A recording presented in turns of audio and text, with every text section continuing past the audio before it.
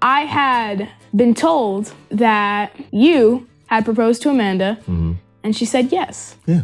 At that point, I was crying happy tears, and I was also in major shock.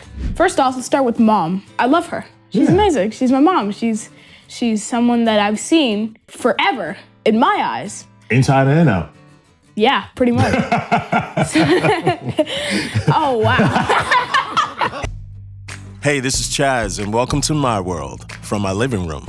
Today, we're going to talk to my son.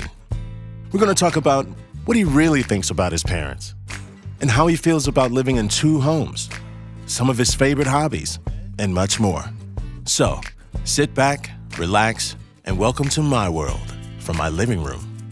Hey, this is Chaz once again, and welcome to my world from my living room. Yes, our living room. As you can tell, ladies and gentlemen, I have my amazing son with me. You've heard me talk about him throughout the rest of the podcast. And I figure, you know what? I never see this ever anywhere. And we have such a great relationship that I'm like, why not just kind of have a hang and talk on the podcast? So now, Jill, you've been watching the podcast. You digging it, right? Yeah? Yeah? Because he gives me the updates all the time. Like, Daddo, you've done it. You've done this. You got like 1.4 thousand views, too. You That's got not important. It's not important. 5 comments. Wow. So, Jill, talk to me about who you are. I mean, I know who you are, I think. But maybe you want to kind of fill me in, because there's some things that I miss in between the back and forth of your mom. So talk to me about like your interest in who you are and all that good stuff. Who are you? I am Jill Langley. I'm 12 years old, and I love fishing, basketball, and summer. Summer is my favorite season. Yeah. Yeah. So would you say you have a really pretty good balanced life as far as like your interests and, you know, where you spend a lot of your time? Yeah. Yeah? Yeah. You're into video games? Yeah. I know you're into video games. We don't need to ask about that. Lord knows. As those devices, Lord help us. They're not that bad. Yeah. I mean, well. Yeah. Yeah. So let's talk about some things like I said, your interest, your hobbies, and talk about some traditions. As we know, I like basketball. Basketball, which I actually play on a team. Yeah? Yeah. Tell me about that. Flames basketball. Okay. Yeah, I love Flames, actually, because it's a really great organization that's a free organization that allows for you guys to really kind of have a great time once a week. Soon to be two, where you're allocated on different teams, and you have, you know, it's a very participating thing where everybody gets an opportunity to play. Yeah. And you get to learn the game. So now, since you've been playing, have you taken more of an interest in it, watching it now? Because I know it seems like there's been an uptick since you started playing, where you were really interested to watch, which I really love, because that allows us to hang out a little bit more. So specifically the NBA, I'm not gonna lie, I'm boring what people say. I'm a Lakers fan. Like, oh my gosh, we like the Lakers because you LeBron, Anthony Davis. These people you just he's like the GOAT, so why not? Like, but I've been following him since high school. But you're kind of taking on that legacy of that interest too, which I like. And like people are like, oh well, what about Golden State Warriors? I love Golden State Warriors too. Those are good teams, but not much. But yeah, no, Flames specifically. Flames is something that I really like because it's as basketball. I don't really have too many people to play basketball with. So joining a team is definitely like my pretty much only way to be able to play basketball with people. And I get to learn what they are, how they play. And I get to learn to work with them and just play ball. So what's your value on the team? What would you see your strength is? I rebound. You rebound. I rebound and I make layups because me compared to because I haven't been able to see this yet, so I want to hear from you until I start seeing these games, which you're about to start, which I'm excited about because I don't know how I'll be as a parent in the stands. Like I've never been that parent yet, so yeah. Although I was that parent when you were doing jiu-jitsu and MMA, right? Yeah. So that was fun, but I tried to stay back as much as possible because I wanted you to kind of find your way in it without embarrassing you too much. So. Yes. I would like you to actually keep that exact same energy. No, sincere. But probably because I'm a rebounder. I'm a rebounder, and I'm the person who does all the layups. Probably because compared to all the other kids are really, really short. They're the really, really small ones. So my boy Baby Shaq. I guess compared to those kids, I am. Yeah. Well, that's good. I'm taller. I'm bigger, so I can grab the ball. I could take it back to the paint, get it in easy. I won't have too much of an issue guarding. But yeah, that's just my roles. So I feel that maybe you kind of understand your role because you're a little bit taller. And did that come to you naturally, or did the coach kind of say, hey, you're the tallest, so maybe you should be doing the rebounds and stuff? Actually, no, you told me this. This is true. You told me this. This is true. And the reason I told you is because I wanted you to find your value on the team. Yeah. Right? Because you may not have to, everybody's not going to be Steph Curry. Right? Well, of course not. No, they're everybody's still not going to shoot threes. So you need to find your place on the team so you can find the most value. Yeah. And that makes sense, right? And for me, that's being a rebounder and being the person who does all the layups, because I'm the one who's going to be constantly grabbing the ball when the other team makes shots. You know, sometimes when you're right underneath the basket, it's the easiest, shortest way to the hoop, right? Doesn't have to be right under either. Yeah, that's true. Yep. So you also enjoy fishing, yes, right? Yes, You've been wearing me out with that fishing. Where did you get that from? Because first of all, you enjoy the outdoors a lot.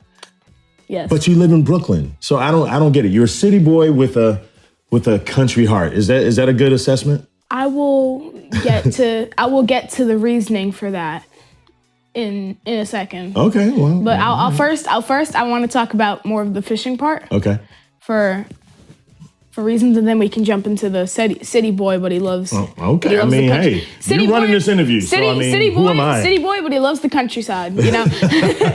Okay. All right. So for me, fishing, it's fun. I see it as a way to pass time, a reason to get up early in the morning, a reason to pack your bags, go for a really nice drive, and it's fun because it's either on a pier or on a dock, or even a boat sometimes. Yeah. Speaking of Mississippi and the country, you just got a new family in the last couple of years, and you got bonus cousins and extended family.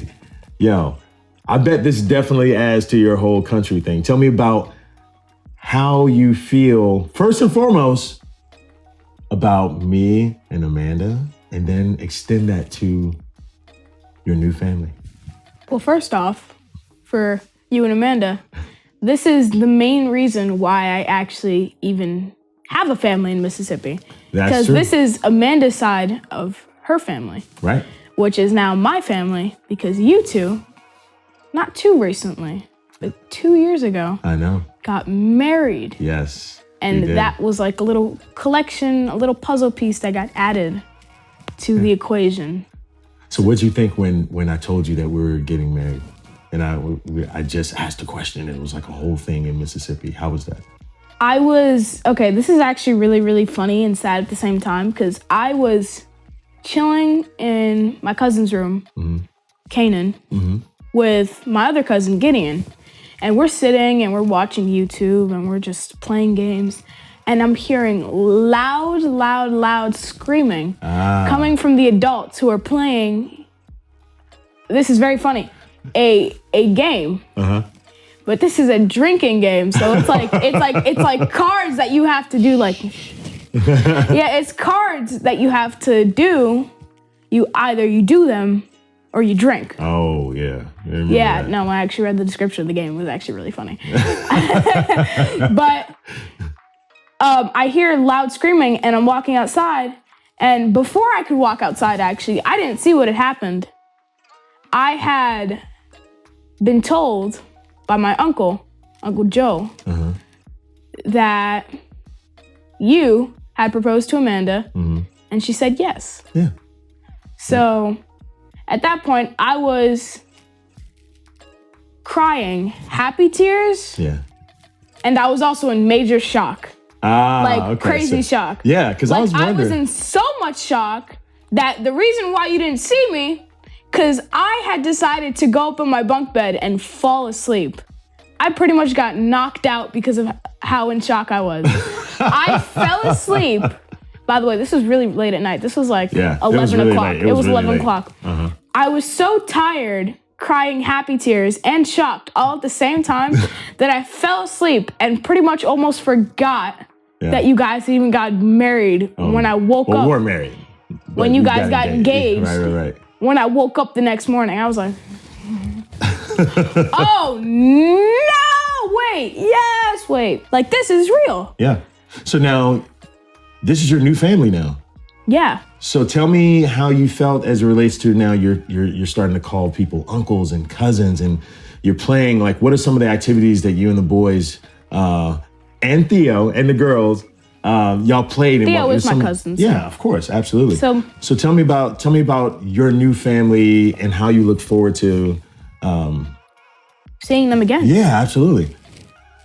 So I am very excited because what I usually do with them is stuff you would never see here. And this adds to my love for the countryside because that's where they live. They live in this really countryside-ish area of Mississippi in Hattiesburg. Yeah, in Hattiesburg. Yeah. So what's interesting about this place is it's filled with crazy fun things to do. In my eyes, well, like what? But in their eyes, in my cousin's eyes, this is probably things that they do as an average thing. Right. For the crazy things that we once did, I had rode a bike for the first time in, I'd say, 3 to 4 years. My first time going to Mississippi, and I had just met them. Right. We had already clicked just like that, and probably the craziest and funniest thing we did was early spring. We had bikes. I had pretty much already remastered how to ride a bike, and it was fun. And in Mississippi, it rains, like heavy rains a lot, crazily. And it thunderstorms, and there's tornadoes and all these cool things in my eyes. See, I like weather, but we'll get to that later. But we rode a bike, and it was raining, and it was thundering, and it was lightning everywhere. And what we decided to do, because we wanted to have fun, was we rode these bikes in the area where we live. It's going downhill till you get to one spot where it's a big drop going straight down a hill. Really, really sharp drop. And what we did is we rode our bikes all the way down while it was raining and the roads were slippery. We were making all these turns and twists and turns while there was thunder happening around us. And we just rode back, and we were soaking wet. And it was really fun. Oh, yeah, I remember that. Yeah. So you were not happy. Yeah. So riding bikes, fishing, baseball. You started liking baseball and stuff too. That was my second time going there. Right. But each time you go there, you learn something new. There's a new interest. There's a new memory, right? Yeah. So would you say that your, extended family is, a beautiful bonus in your life? Yeah. Yeah. No, they're amazing. They're really, really fun, and I really, really We're about to go right now. Next week we're about to go. Yeah. Yeah, for Christmas. I'm so excited because I haven't seen them since 4th of July, actually. Yeah. So talk about some of those traditions, like some of those things that you're now finding. It's like, wow, this is really interesting. Well, I see baseball, yeah, which I love, and which I loved when I played there, and I actually still have a slight passion for it. Not as strong as I did before, but I still love baseball. Mm-hmm. Fishing, which I had been drawn to for a very long time. Mm-hmm. And so I bet that was really fun when you went to Mississippi to fish, when they've got bass and they've got different types of fish down there. Yeah. That are much more, different than you would find here in New York rivers, right? Yeah. And lakes and stuff like that. Yeah. So. Yeah. All right.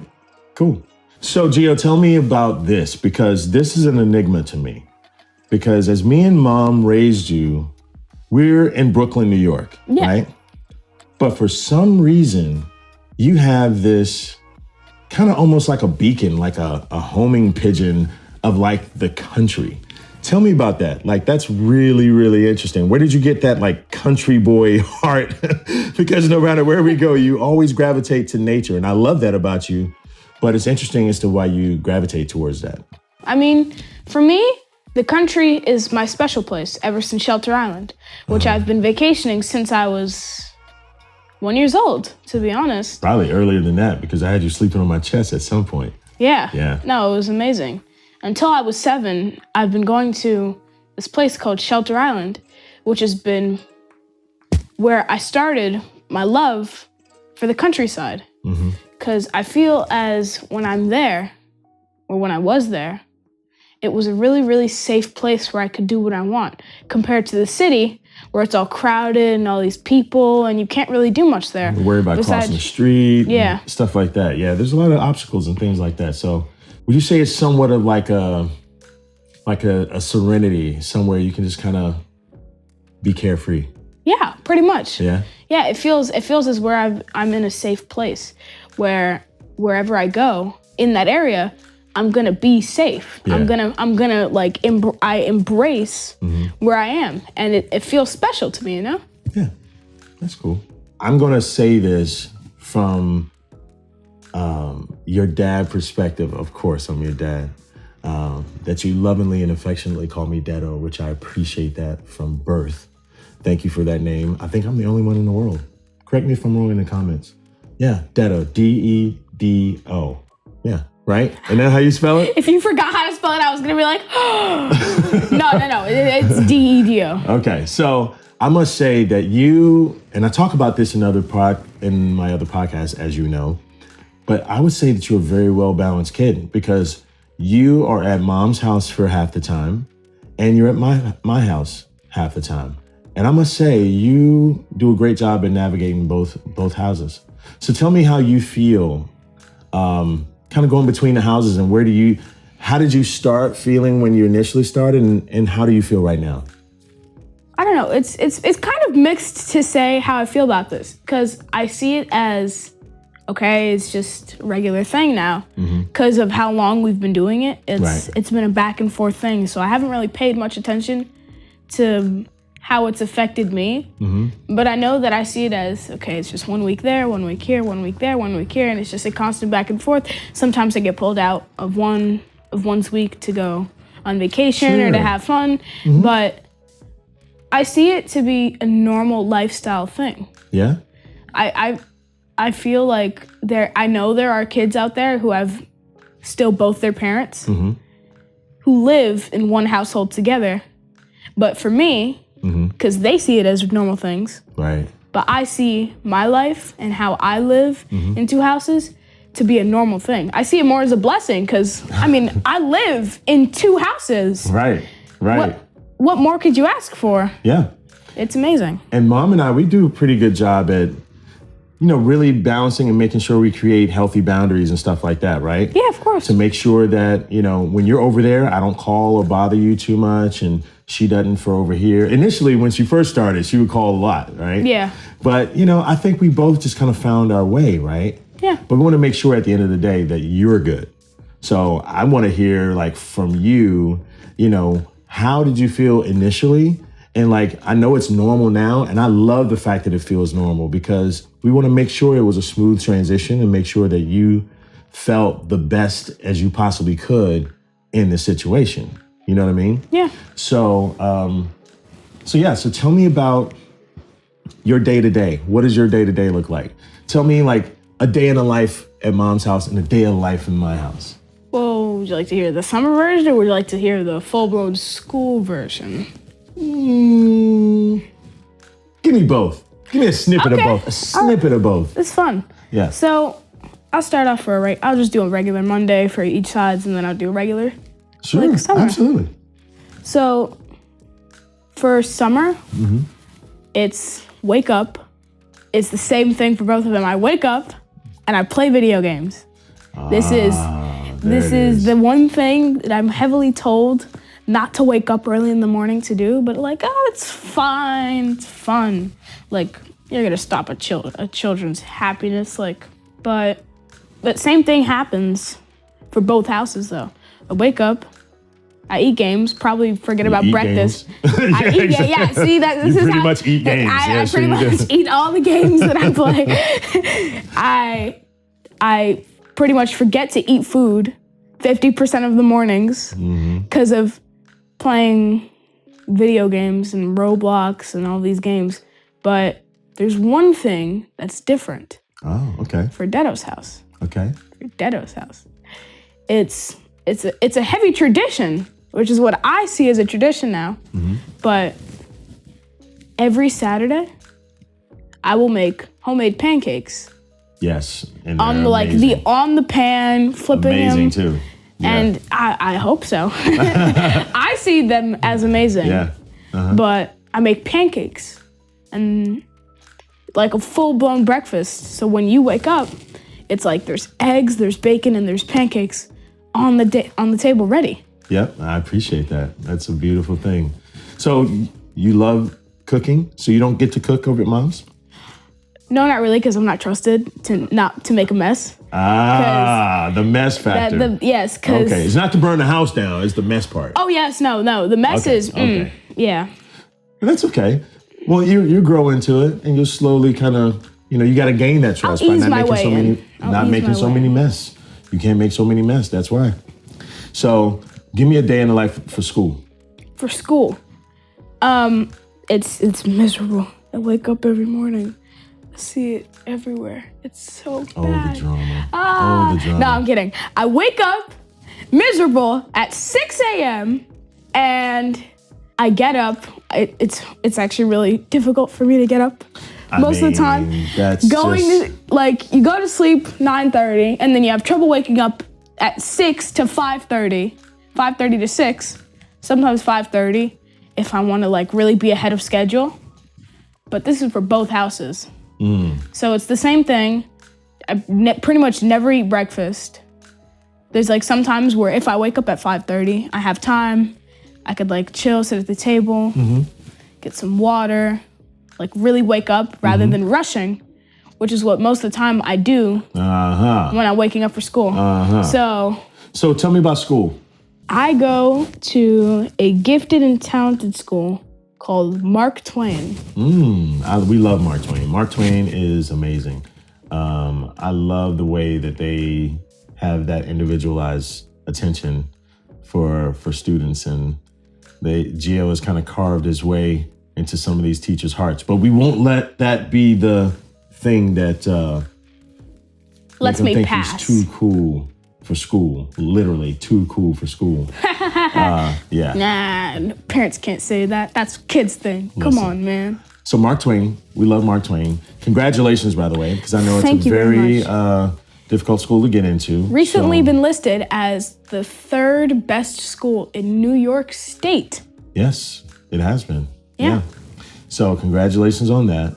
But yeah, so tell me what some of your favorite subjects. Probably now, as of right now in this current moment. Yes, right now in this current moment. Math, which is a recent thing. Oh, I'm serious. No, I actually really like math, and I love science. Yeah, I know. I know you highly doubt that, but no, because probably I have the most trusting teachers that really guide me through teaching, and also the things that I learn are actually really fun and really easy. Now we need to make that reflect in them grades. Yeah, no, them grades aren't reflecting off that, but I could tell you right now, learning and doing the activities in both classes, especially science, because you get to do these fun labs, so you get to use acids, and you get to do different things with how tectonic plates move, why earthquakes are caused, and it's really cool. Because I know, because you're there for science, right? Yeah. But you had another option, another possibility to be there for what? For vocal. For vocal. Because this school, by the way, it's implemented this extra class for kids, which is the main reason why they get in. It's called a talent. Right. A talent class. There's vocal talent. There's strings talent, which is guitars, violins, Okay. I didn't know they had a strings talent. Yeah. Okay. They had a strings talent. They have a science talent, which I am in, actually. I'm in science talent, computer math, and then they have athletics. Got it. Okay. So you're in science. There's a lot more. And so do you think that aids in your interest with the weather? Yes, because of meteorology, which is the scientific term for like studying the weather. Right. So for me, because I love the weather, I like to see how the weather affects different areas and people. Mm-hmm. So this is going to be a really, really boring fact, but recently. Don't make it too boring. I don't want recently, to lose no recently, this is going to be like nerdy weather thing, but as of when this video should be out, this podcast episode should be out, recently, Australia got hit with a Cat 5 hurricane, which destroyed the area it hit miserably. There's still people rescuing other people from floods and nasty wind speeds, which knocked out all of the power in that area. Yeah. And it was a big city it hit too. Which one? Do you remember? I actually don't. It was like Nattle Burn or something. Okay. It was in that area. Okay. It hit the coast, brought major floods, major wind speeds, knocked out all of the power in the city, and it was miserable.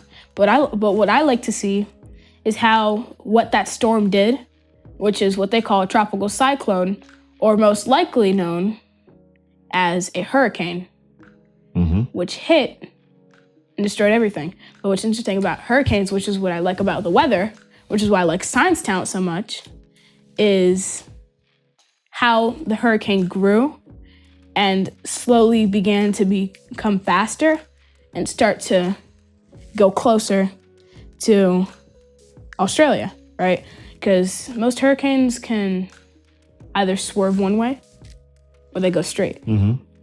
In this case, it went straight, which is very unlucky. But it could have had different possibilities. So that's why I like the weather so much. So Gio, you have two colorful, animated, fun parents. Yes, right? Yes, I do. So I love very much equally. So we're not even going to jump into that situation. Oh no, never. So tell me, what do you think about Mom? What do you think about me? I want to hear this from your mouth. This will be interesting. Y'all ready for this? No, I'm kidding. But first off, let's start with Mom. Mom, if you ever watch this, I love her. She's amazing. She's my mom. She's one of my role models. She's someone I grew up and looked at the most. She's someone that I've seen, forever in my eyes. Inside and out. Yeah, pretty much. Oh, wow.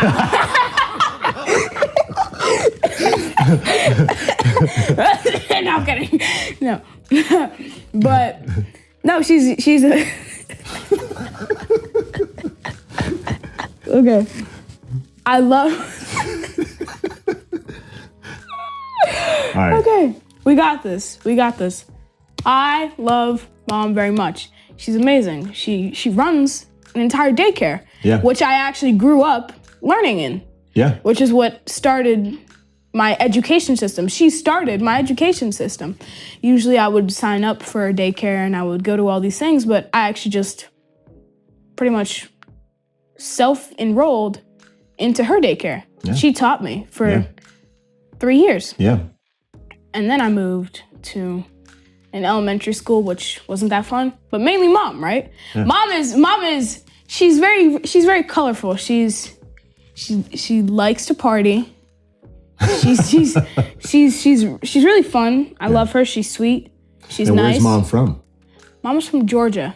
Not the state, which is boring, but the country. The European Mediterranean area, which is really nice, which is colorful because she brought back with her culture all of these really different foods, which are nice. What's some of your favorites?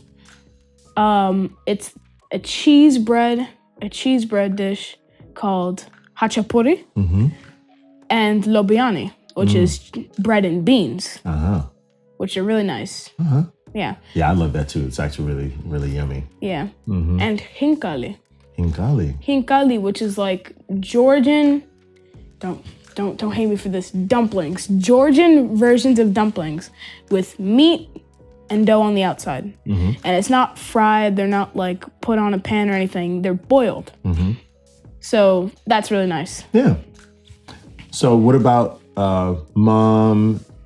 What else about mom? I know she's more than just the food and all that sort of stuff. And, tell me more.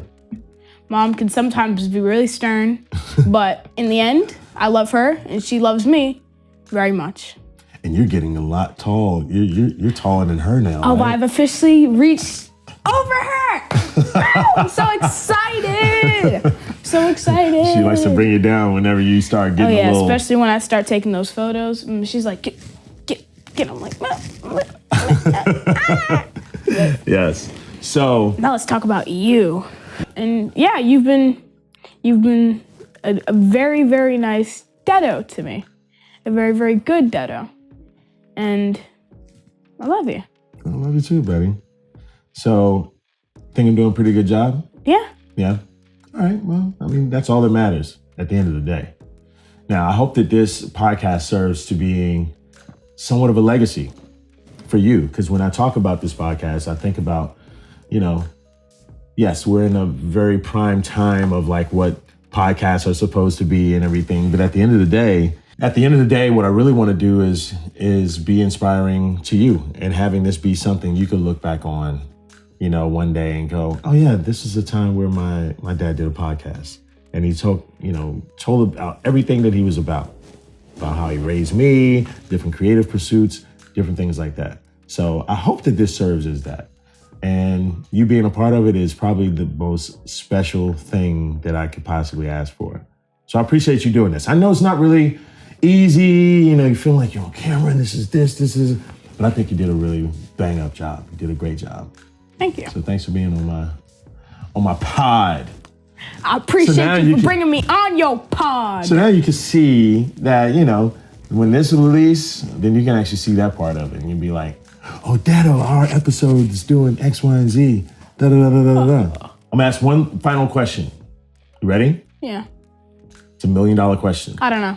You ready? That's the answer. I don't know. What do you want to be when you grow up?